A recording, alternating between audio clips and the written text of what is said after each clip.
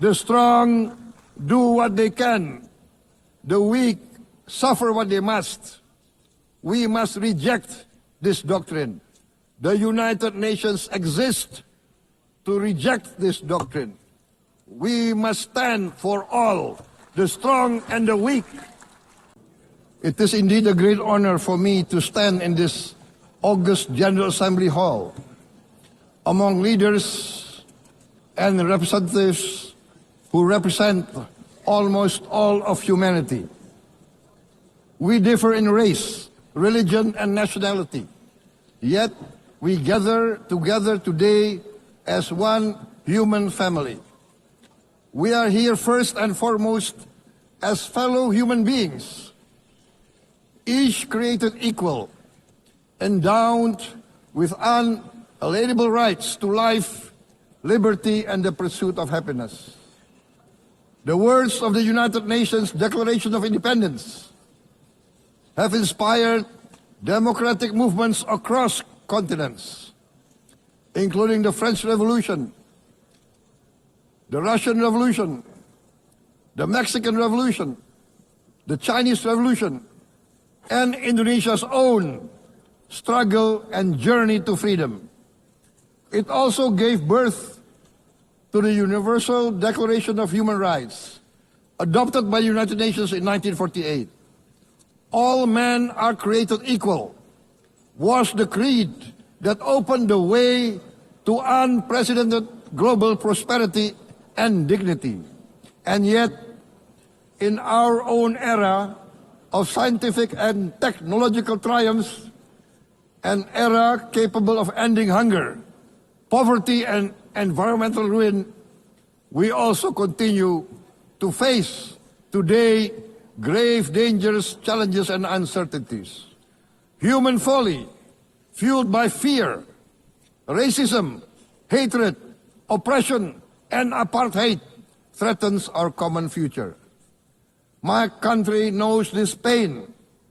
For centuries, Indonesians lived under colonial domination, oppression, and slavery. We were treated less than dogs in our own homeland. We Indonesians know what it means to be denied justice and what it means to live in apartheid, to live in poverty, and to be denied equal opportunity. We also knew what solidarity can do in our struggle for independence, in our fight to overcome hunger, disease, and poverty. The United Nations stood with Indonesia and gave us vital assistance. Decisions made here based on human solidarity by the Security Council and this Assembly gave Indonesia independence, international legitimacy, opened doors, and supported our early development through the efforts of the United Nations Children Fund, the United Nations Food and Agriculture Organization, the FAO, the World Health Organization, and many, many other United Nations institutions. And because of that, Indonesia today stands on the cusp of shared prosperity and greater equality and dignity. Madam President, Excellencies, our world today is driven by conflict, injustice, and deepening uncertainty. Every day we witness suffering, genocide, and blatant disregard for international law and human decency. In the face of these challenges, we must not give up. As the United Nations Secretary General said, we cannot give up. We cannot surrender our hopes or our ideals. We must draw closer, not drift apart. Together we must strive to achieve our hopes, our dreams. The United Nations was born from the ashes of the Second World War that claimed scores of millions of lives. It was created to secure peace, security, justice, and freedom for all. We remain committed to internationalism, to multilateralism, and to every effort that strengthens this great institution. Today, Indonesia is nearer than ever before to meeting the sustainable development goals of ending extreme poverty and hunger. Because years ago, this very chamber chose to listen and uphold social and economic justice. We will never forget. And today, we must never be silent while Palestinians are denied that same justice and legitimacy in this very hall. Excellencies, Thucydides warned, the strong do what they can, the weak suffer what they must. We must reject this doctrine. The United Nations exist to reject this doctrine. We must stand for all, the strong and the weak. Might cannot be right. Right must be right. Indonesia today is one of the largest contributors to united peacekeeping forces. We believe in the United Nations. We will continue to serve where peace needs guardians, not with just words, but with boots on the ground. If and when the United Nations Security Council and this great assembly decide Indonesia is prepared to deploy 20,000 or even more of our sons and daughters to help secure peace in Gaza or elsewhere, in Ukraine, in Sudan, in Libya, everywhere when the peace needs to be enforced, peace needs to be guarded, we are ready. We will take our share of the burden, not only with our sons and daughters, we are also willing to contribute financially to support the great mission to achieve peace by the United Nations. Madam President, Excellencies, I propose to this Assembly a message of hope and optimism, grounded in action and execution. Today, we heard the speech of Madam President, the President of the United Nations General Assembly. Yes, it is true what she said. Without the International Civil Aviation Organization, will we be here today? Will we sit in this great hall? Without the United Nations, we cannot be safe. No country can feel secure. We need the United Nations, and Indonesia will continue to support the United Nations. Even though we still struggle, but we know the world needs a strong United Nations. The world's population is growing. Our planet is under strain. Food, energy, and water insecurity haunt many nations. We choose to answer these challenges directly at home and to help abroad wherever we can. This year, Indonesia recorded the highest rice production and grain reserves in our history.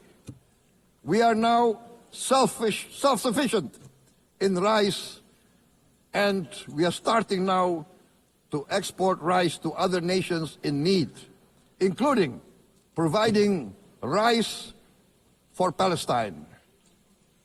We are building resilient food supply chains, strengthening farmer productivity, investing in climate-smart agriculture to ensure food security for our children and for the children of the world. We are confident in a few years' time, Indonesia will be the granary of the world. As the world's largest island state, we testify before you that we are already experiencing the direct consequences of climate change, particularly the threat of rising sea levels. The sea level on the north coast of our capital city is increasing by 5 centimeters every year. Can you imagine in 10 years? Can you imagine in 20 years? For this, we are forced to build a giant seawall, 480 kilometers in length. It will take us maybe 20 years, but we have no choice. We have to start now. Therefore, we choose to confront climate change not by slogans, but by immediate steps. We are committed to meeting our 2015 Paris Agreement obligations. We aim to achieve net zero emission by 2060, and we are very confident we can achieve net zero emission much earlier. We aim to reforest more than 12 million hectares of degraded forest, to reduce forest degradation, to empower local communities with quality green jobs for the future. Indonesia is shifting decisively from fossil fuel-based development towards renewable-based development. From next year, most of our additional power generation capacity will come from renewables. Our goal is clear: to lift all of our citizens out of poverty and make Indonesia a hub for solutions to food, energy, and water security. Madam President, Excellencies, we live in a time when hatred and violence can seem to be the loudest voices. But beneath this loud noise lies a quieter truth, that every person longs to be safe, to be respected, to be loved, and to leave a better world to their children. Our children are watching. They are learning leadership not from textbook, but from our choices. Today, still, a catastrophic situation in Gaza is unfolding before our eyes. At this very moment, the innocent are crying for help, are crying to be saved. Who will save them? Who will save the innocent? Who will save the old and women? Millions are facing danger at this very moment. As we sit here, they are facing trauma. They are facing irreparable damage to their bodies. They are dying of starvation. Can we remain silent? Will there be no answer to their screams? Will we teach them that the human family can rise to the challenge? Madam President, we must act now. Many speakers have said that. We must stand for a multilateral order where peace, prosperity, and progress are not the privilege of a few, but the right of all. With a strong United Nations, we can build a world where the weak do not suffer what they must, but live the justice that they deserve. Let us continue humanity's great journey of ideals, the selfless aspirations that created the United Nations. Let us use science to uplift, not use science to destroy. Let rising nations help others to lift themselves. I am convinced that the leaders of the great world civilizations of the West, of the East, of the North, of the South, leaders of America, Europe, of India, China, the Islamic world, the whole world, I am convinced they will rise to their role demanded by history.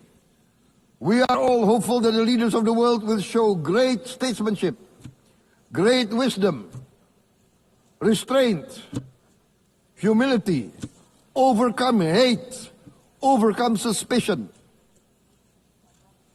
Madam President, distinguished delegates, we are greatly heartened by the events of the last few days, where significant leading countries of the world have chosen to side with history, to choose the right side of history, the path of the moral high ground, the path of rectitude, the path of justice, the path of humanity, to shun hatred, to overcome suspicion, and to avoid the use of violence.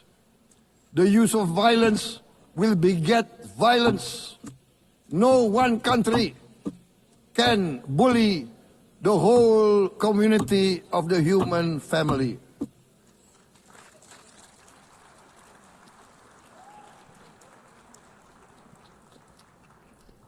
We may be weak individually, but the sense of oppression, the sense of injustice has proven in the history of mankind that this sense of injustice, this sense of oppression will unite into a strong force that will overcome this oppression, that will overcome this injustice. To close, I would like to reiterate again Indonesia's complete support for the two-state solution in Palestine.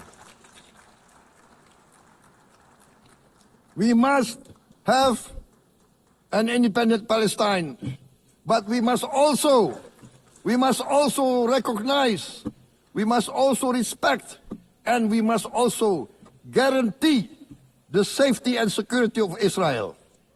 Only then we can have real peace, and no longer hate and no longer suspicion.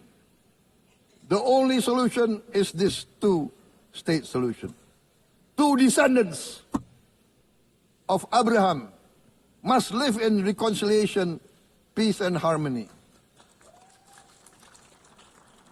Arabs, Jews, Muslims, Christians, Hindus, Buddhists, all religions, we must live as one human family. Indonesia is committed to being part of making this vision a reality. Is this a dream? Maybe, but this is the beautiful dream that we must work together towards.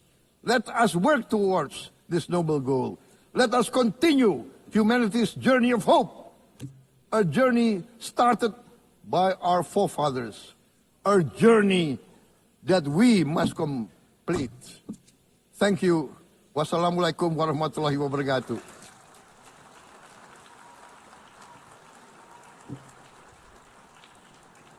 Shalom.